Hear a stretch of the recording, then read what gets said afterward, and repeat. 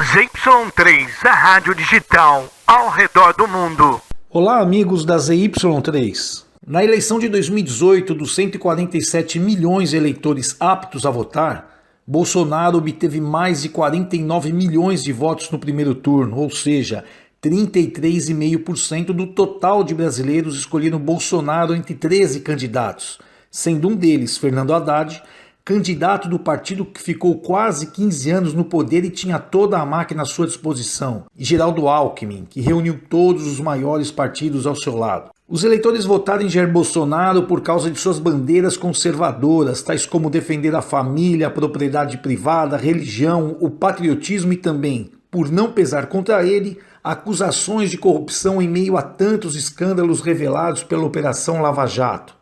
No segundo turno, somaram-se aos 49 milhões de eleitores convictos de Bolsonaro, mais 8,5 milhões de eleitores que preferiram buscar um novo, já que Haddad representava a continuidade da tal velha política, passando de 33,5% para 39,2% dos eleitores totais. Desde a sua posse, Bolsonaro vem enfrentando grandes dificuldades para governar o país, tendo suas pautas barradas, ora no Congresso Nacional, ora no Judiciário. E é importante ressaltar que boa parte desses obstáculos foram criados pelo próprio presidente, que parece se alimentar do confronto, e acabou trocando o tal presidencialismo de coalizão, que é importante ressaltar que é responsável por parte dos problemas de corrupção do país, pelo presidencialismo de colisão.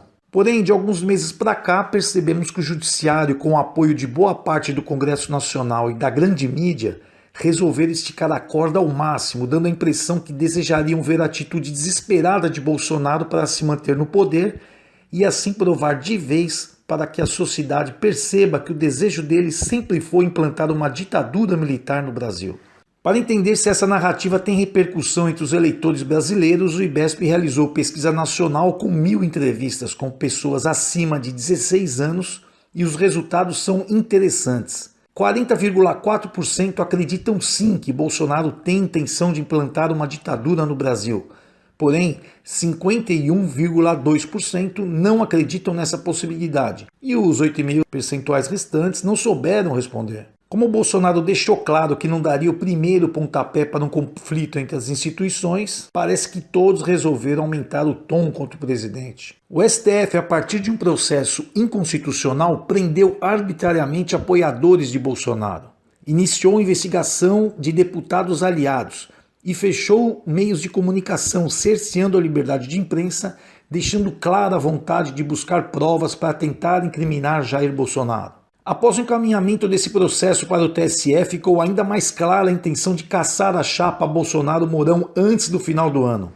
E da forma que as coisas estão se conduzindo, creio que Bolsonaro será sim caçado, mesmo sem provas cabais de algum crime eleitoral. De acordo com os últimos levantamentos, a aprovação do atual governo, após 18 meses de mandato, e sob toda essa pressão, fica em torno de 33%, ou seja, o mesmo percentual de votos convictos obtidos no primeiro turno das eleições de 2018, o que demonstra que Bolsonaro mantém intactos os seus eleitores que cada vez mais estão dispostos a lutar pelo presidente. A história não muda o seu enredo, mudam apenas os personagens, e da forma que tudo está se encaminhando, prevejo um desfecho trágico e violento para o país.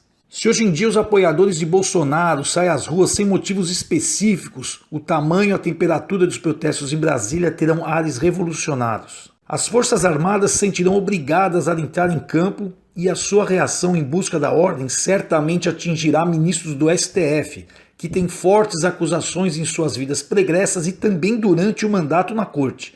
E também contra deputados e senadores que têm processos parados à espera da devida punição. Se a eleição de Bolsonaro foi um duro golpe contra o sistema político do Brasil, a reação à cassação do seu mandato poderá ser o golpe final. Eu sou Marcelo de Giuseppe, cientista social e político do Instituto de Planejamento Estratégico IBESP. Um bom dia aos amigos da ZY3. ZY3, a rádio digital ao redor do mundo.